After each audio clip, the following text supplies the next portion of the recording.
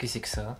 T'es sérieux là? C'est un crucifix? Non mais merci, je vois bien que c'est un crucifix, mais qu'est-ce qu'il fout là? C'est ma faute, hier je me suis tapé une bonne sœur, et j'ai oublié de ranger. Ah, quoi? Parfaite transition luxe, dans ce shit movie, la nonne!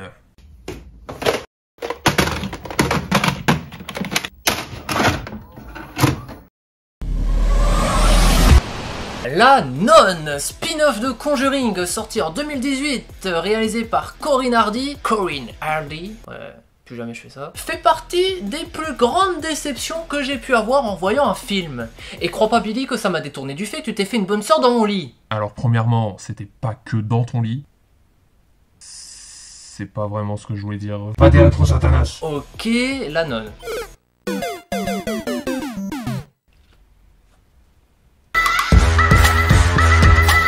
Alors, previously on the Conjuringverse. J'ai eu une vision à Amityville. J'ai eu une prémonition, je t'ai vu mourir.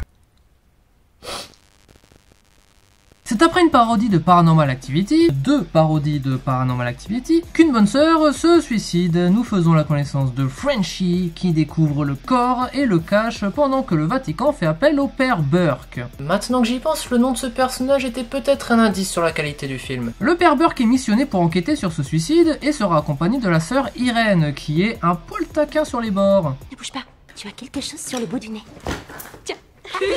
Moi tu me fais ça, je t'octogone direct. Ils vont rejoindre Frenchie qu'on apprend à être un sympathique dragueur lourd. J'ai jamais vu de religieuse sans son habit. C'est pas que ça me dérangerait.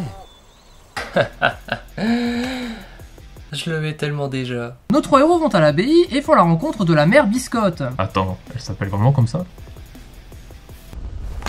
Ah ok, je comprends mieux. Frenchie s'apprête à repartir quand il croise sur son chemin une sœur. Y'a quelqu'un? Il se fout de ma gueule là. Il se fera attaquer par la sœur en mode zombie. Mérité. Je vais prendre ça. Allez. On est toujours dans un film d'horreur là. Vous connaissez Monseigneur Forme? Je vais m'abstenir de commenter, ce sera mieux là. On enchaîne sur un petit flashback du père Burke qui doit exorciser un enfant possédé. Qui pète. Non, il pète. Définitivement pas un film d'horreur, hein. Moi tout ce que je vois c'est un prêtre qui rentre dans une grange avec un enfant attaché. Oui, enfin, excuse-moi Billy, en même temps faut dire que t'as l'esprit mal placé.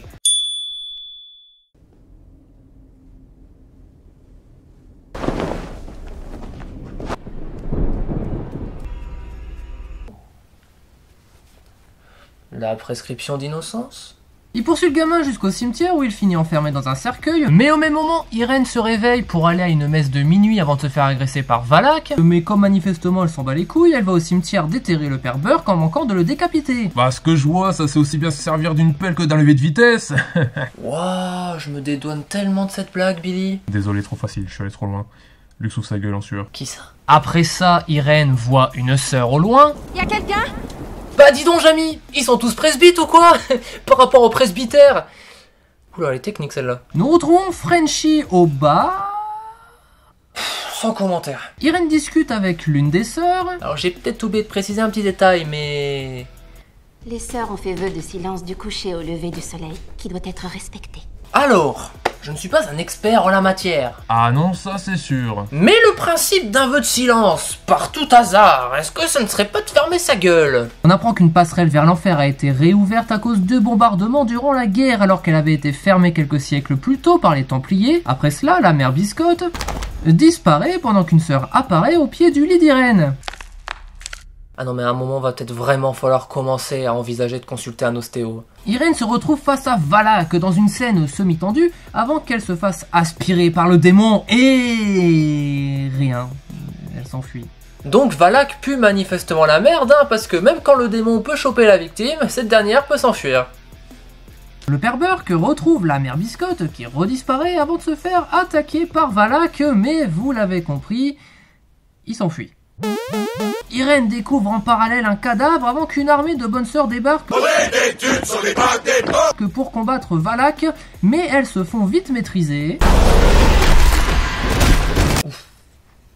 Là, va peut-être falloir aussi ajouter quelques séances de kiné, hein. Burke se fait attaquer par une autre sœur zombie, mais Frenchie sort de nulle part et la décapite. Bah putain, il en a mis du temps. Il est peut-être passé chez lui déposer la croix. Bah après, c'est vrai que ça reste de la déco gratuite, hein. Ils rejoignent Irène, mais toutes les sœurs ont disparu, car en fait, depuis le début, il y avait personne à part Bouh.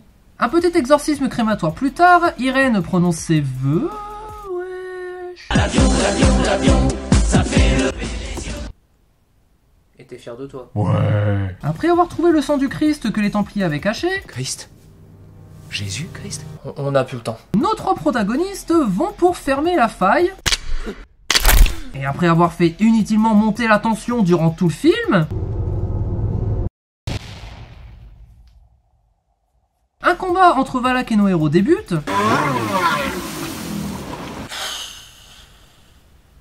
Ce film déprime. Une petite faciale du sang du Christ et fin du film, ou presque, puisque le seul intérêt du film, c'est sa scène finale qui relie tout ce beau bordel à une scène du premier Conjuring. Tout ça pour ça?